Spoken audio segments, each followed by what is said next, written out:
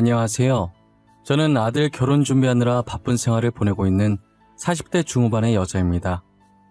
죽으라는 법은 없는지 한없이 가난하던 저희에게도 이런 축복이 오게 되네요. 여러분께 꼭 제 이야기를 소개하고 싶어서 이렇게 글을 쓰네요. 그동안 정말 어렵게 살았는데 드디어 그 세월을 보상받는 기분이 들어요. 제가 이 나이가 되도록 살다 보니 우리나라는 돈 없으면 살 수 없는 나라라는 걸 알게 됐어요. 가난은 가난을 낳는다는 말이 있죠. 그 말처럼 남편도 저도 가난한 집안에서 태어나 제대로 된 교육을 받아보지 못하고 일찍 학교를 그만두고 남들보다 빨리 사회생활에 뛰어들었어요. 일을 해도 여전히 가난했고 여전히 무시받는 인생을 살았습니다. 그래도 저희는 둘만 있으면 무서울 것 없이 행복했어요. 순정아, 비록 우리가 가진 건 없지만 어떤 순간에도 절대 기죽지 말고 당당하게 살자. 자신감 하나면 뭐든 할 수 있어. 두려워하지 말자. 난 오빠만 있으면 돼. 절대 키 안 죽어. 악착같이 돈 모아서 보란듯이 살 거야. 가난해도 잘 살 수 있다는 걸 보여줄 거야. 저희는 자신감이 무기라며 어떤 순간에도 자신감을 잃지 않으려고 노력했어요. 늘 긍정적인 남편과 제가 처음 만난 곳은 어느 의류 공장이었어요. 그땐 둘 다 학교를 때려치고 일을 한 거라 미성년자였어요. 당시 저희를 받아주는 곳이 공장밖에 없었고 공장에서도 성인인 척 보이려고 어른들이 입을 법한 옷을 입고 다니고 그랬었어요. 다른 공장도 그런지는 모르겠지만 저희 공장은 관리자가 굉장히 난폭했어요.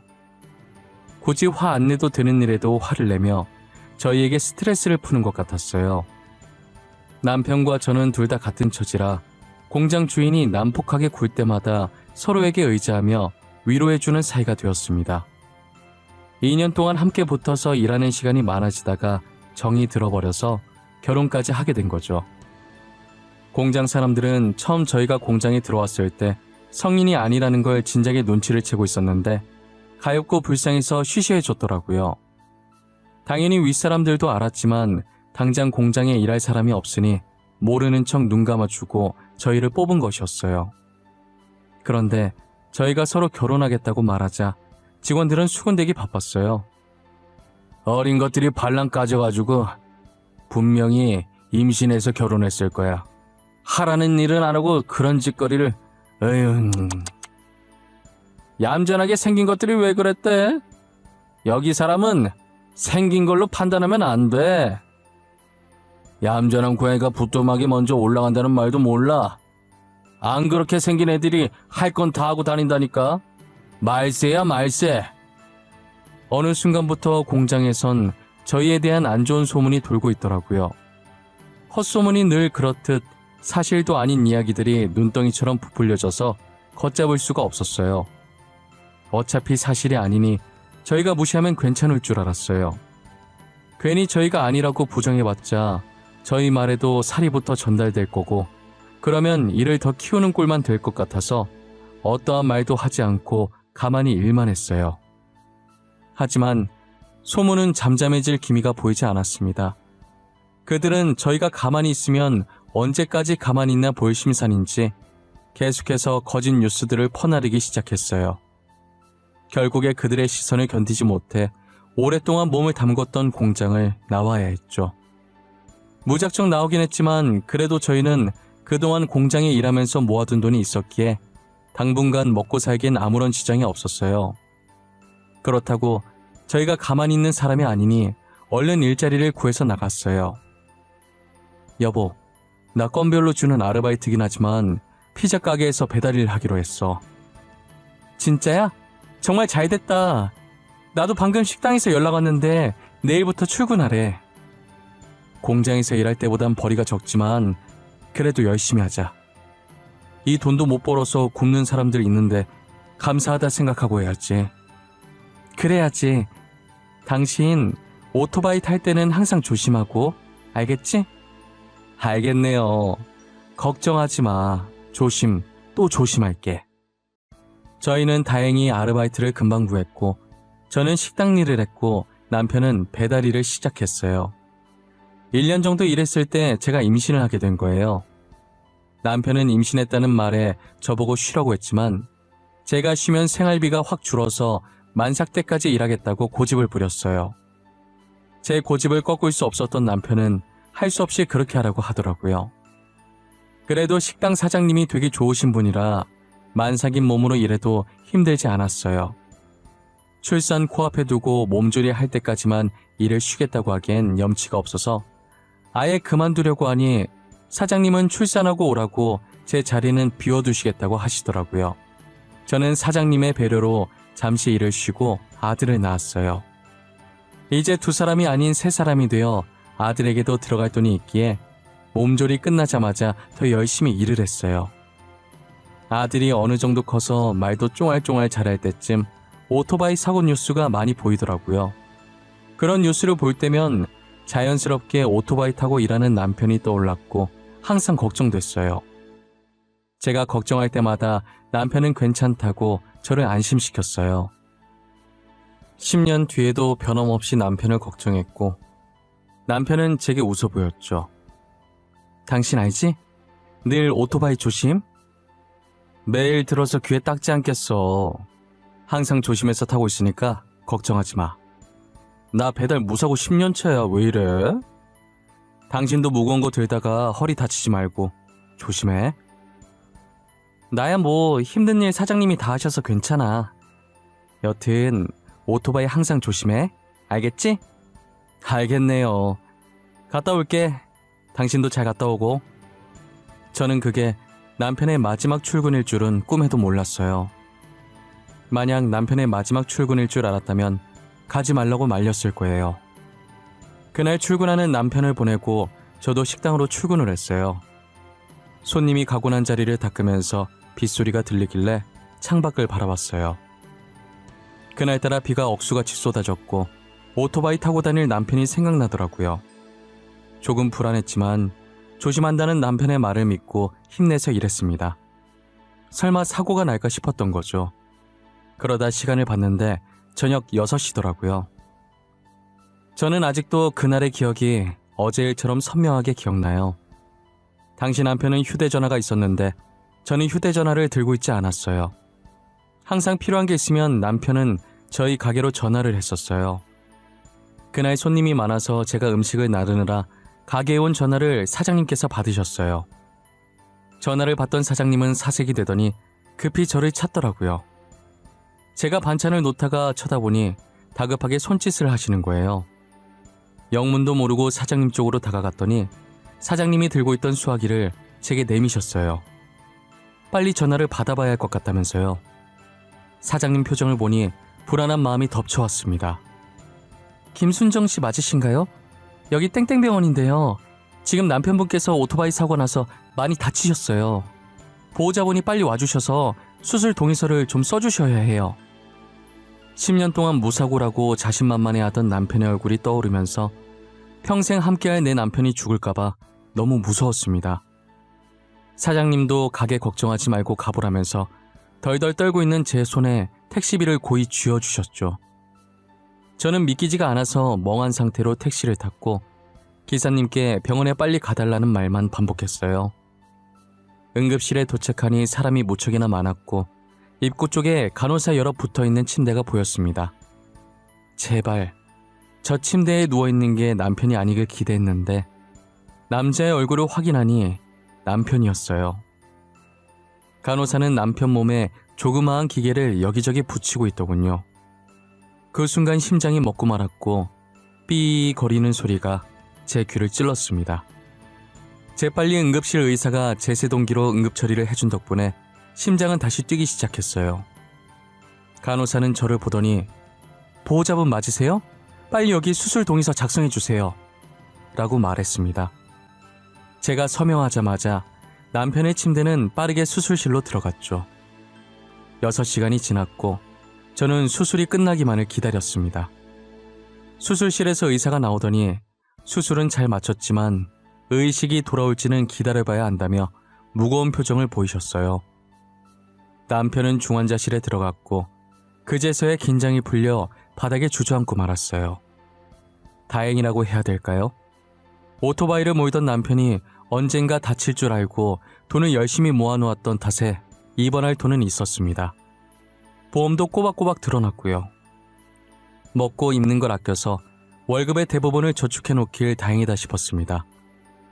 원래는 집 사려고 모아둔 돈이었는데 이렇게 쓸 줄은 몰랐지만 그래도 다행이었죠. 수술비를 결제하고 돌아오니 남편 중환자실 앞에 누가 찾아왔더라고요. 처음 보는 남자였는데 잔뜩 화가 난 표정으로 의식 없는 남편에게 욕을 퍼붓고 있었습니다. 저는 영문도 모른 채 그 남자에게 누구냐고 물었어요. 이병식 씨가 일하고 있던 피자 가게 점장이요. 아니, 오토바이를 어떻게 몰았길래 사고가 나요? 지금 배달 못해서 가게의 피해가 얼마인지는 알아요? 오토바이도 다 박살났더만. 아, 죄송합니다. 빗길에 미끄러져서 사고가 났다고 하던데. 이건 저희 남편도 어떻게 할 수 없는 일이지 않습니까? 남편이 지금 위중한 상태라 수술도 오랜 시간 했고. 아니, 지가 목숨이 위험하면 다야? 내가 피해보는 건 어쩔 건데? 비가 와도 조심조심 신속하게 운전할 수 있는 거 아니야? 아주 돈에 미쳐서 빨리 배달하려다 사고 내놓고 가게에 피해만 주고. 우리 가게 오토바이는 또 어떡하냐고? 천천히 신속하게가 어떻게 됩니까? 그게 가능하시면 점장님께서 하시지 그러셨어요. 뭐예요? 방금 뭐라고 그랬어요? 돈도 쥐뿔도 없어서 이딴 배달 알바를 하는 주제에 내 말에 토를 달아? 버러지 같은 것들이 쌍으로 미쳤나? 니들 가게 피해받은 거 보상 제대로 안 하면 고소할 거니까 그렇게 하라! 점장이라는 사람은 남편 안부는 안중에도 없고 가게 걱정부터 하더라고요. 사람이 다쳐서 중환자실에 누워있는데 어떻게 저럴 수 있을까요? 점장이 하는 말에 너무 화가 나서 한번 맞받아쳤더니 그 뒤로는 저를 죽일 듯이 몰아세우더라고요. 돈 없는 게 죄라고 저는 더 이상 아무 말도 할 수 없었고 죄인처럼 고개를 숙인 채로 구급대원에게 건네받은 남편의 휴대전화만 매만지고 있었어요. 제가 아무 말도 못하자 기세등등해져서는 삿대질하면서 소리 지르고 난리도 아니더라고요. 당신 남편 때문에 배달 주문한 사람이 1시간 넘게 기다렸는데 안 왔다면서 다시는 여기 안 시킨다고 화를 냅디다. 우리 가게 이미지 나빠진 건 어떻게 책임질 겁니까? 그쪽이 배상 똑바로 해줄 때까지 여기서 한 발자국도 안 나갈 거니까 그렇게 알아요. 저는 일단 병원에 민폐 주기 싫어서 음식값과 오토바이 수리비를 배상하고 점장을 돌려보냈어요.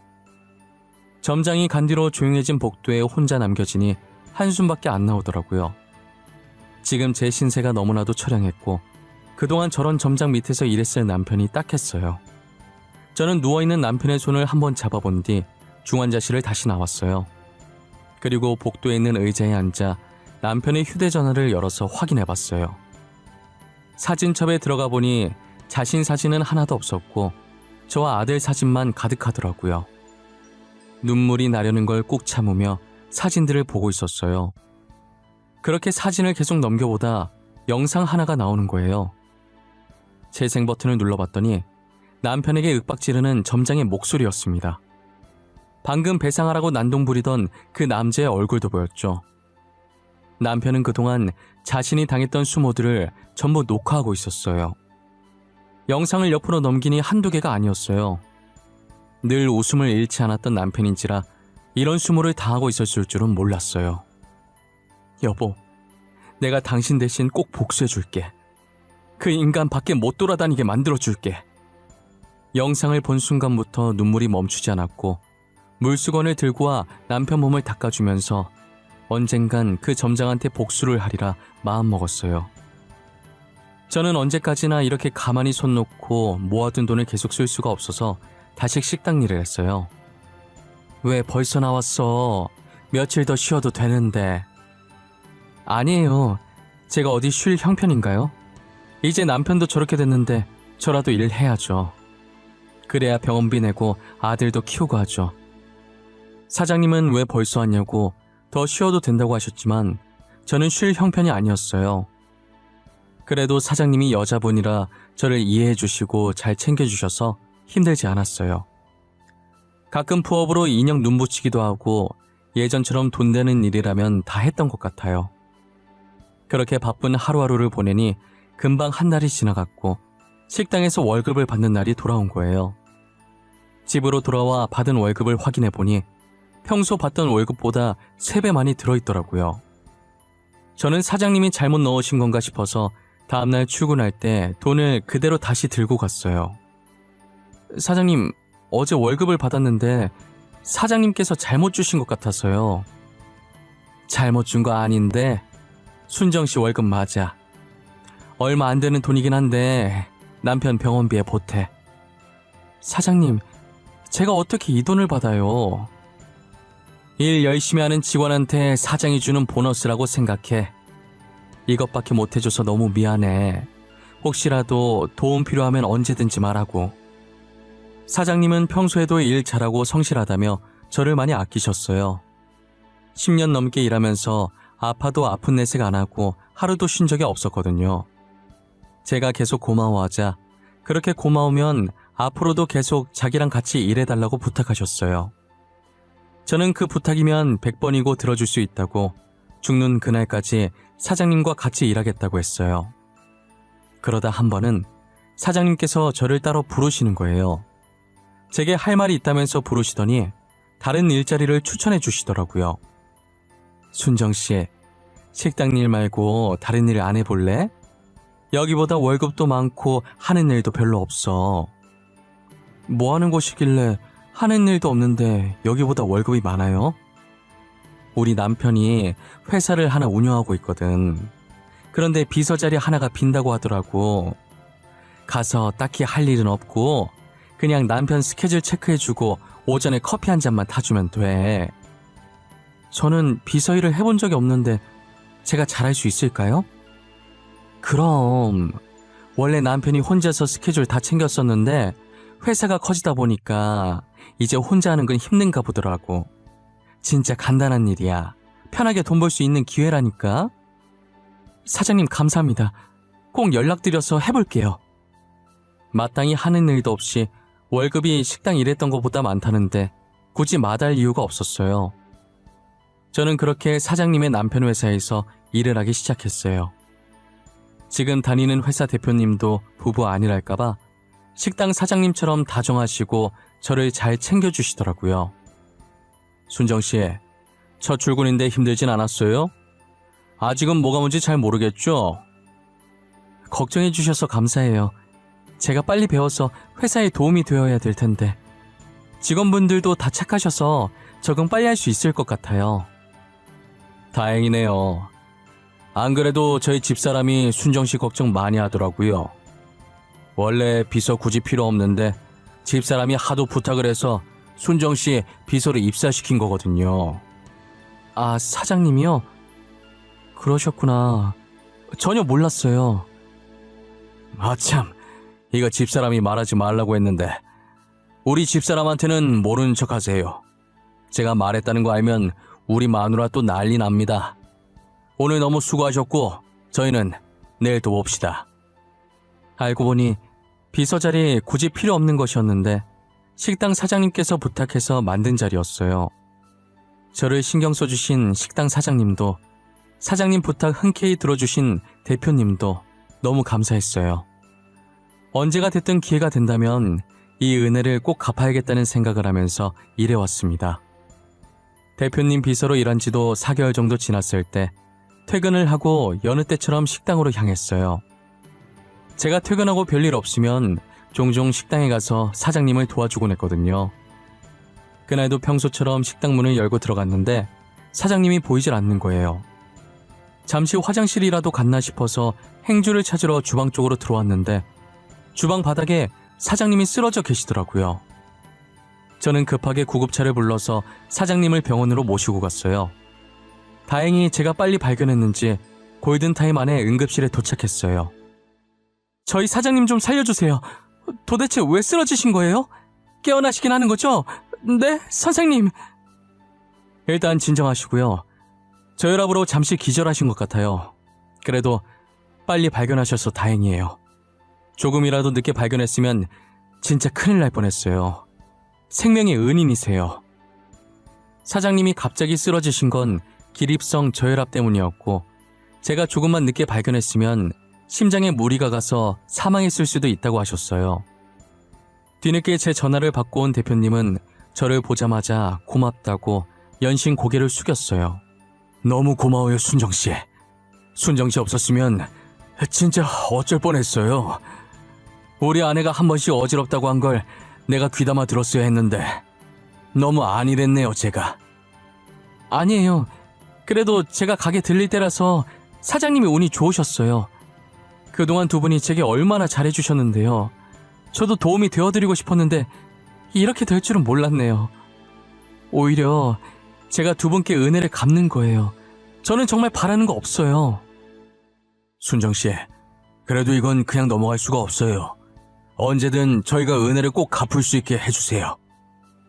저는 괜히 민망해서 머리만 긁고 있다가 이제야 주변을 둘러봤는데 정말 공교롭게 사장님이 온 병원이 알고 보니 저희 남편이 있는 병원인 거예요. 그래서 기왕 온 김에 남편 병실에도 잠시 들리게 됐어요. 여전히 남편은 잠을 자듯 평온한 표정으로 누워있더라고요. 남편 몸을 물수건으로 닦아주려고 다가가는데 손가락이 살짝 떨리는 걸 봤고 급하게 간호사를 부르러 뛰쳐나갔어요. 간호사를 데리고 오니 남편이 서서히 눈을 뜨더라고요. 의사는 남편 눈에 불빛을 비춰보며 확인을 하더니 의식이 돌아온 것 같다고 하셨죠. 쓰러진 지 8개월 만에 남편이 의식을 되찾았습니다. 다행이에요. 의식이 돌아왔고 수치도 모두 정상입니다. 다만 오래 누워있어서 욕창이랑 몸이 조금 굳어 있으실 거예요. 이건 재활치료하면 금방 괜찮아지니 크게 걱정하지 않으셔도 되고요. 재활치료는 얼마나 걸릴까요? 제가 이 정도 걸린다고 확답을 드릴 수는 없지만 오래 걸리진 않을 거예요. 얼마 지나지 않으면 예전처럼 일상생활도 가능하실 거고요. 감사합니다. 정말 감사합니다. 비록 남편이 바로 일어나서 일상생활을 할 수는 없었지만 살아있는 것만으로도 너무 감사했어요. 저는 일을 다니면서 남편 병간호를 했고 남편도 재활치료를 열심히 받았어요. 남편이랑 같이 있으면서 그동안 못다한 이야기를 했어요. 나 당신이 이대로 떠날까봐 얼마나 걱정했는 줄 알아? 미안해. 나도 조심한다고 했는데 비가 너무 많이 와서 오토바이 바퀴가 미끌리고 말았어. 그래도 이렇게 깨어나줘서 고마워. 그리고 당신 점장이라는 사람 진짜 못됐더라. 당신 아파서 누워있는데 찾아와서 음식값이랑 오토바이 배상하라더라. 나는 기대도 안 했어. 원래도 그런 사람이라. 나 진짜 돈 열심히 벌 거야. 돈 벌어서 내가 그 점정놈 당신 대신 복수해 줄 거야. 나는 계속 당신 고생만 시키네. 진짜 너무 미안해. 남편은 고생만 시켜서 미안하다면서 눈물을 보였어요. 그런 남편의 등을 토닥거리며 괜찮다고 다시 일어날 생각만 하라고 다독였어요. 이제 남편도 깨어났겠다.